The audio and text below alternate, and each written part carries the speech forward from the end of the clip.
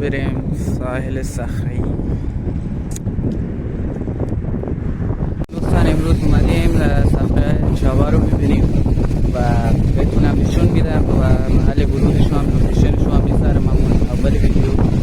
و صخره متعدد داره، هوا خیلی خوبه، مخصوصا توصیه میکنم اگه اومدین چابهار اسرع تو این لوکیشن بیایید، چون هوا خیلی خوبه و امواج دریایی و موجای دریایی همه هست و غروب خوبی هم داره.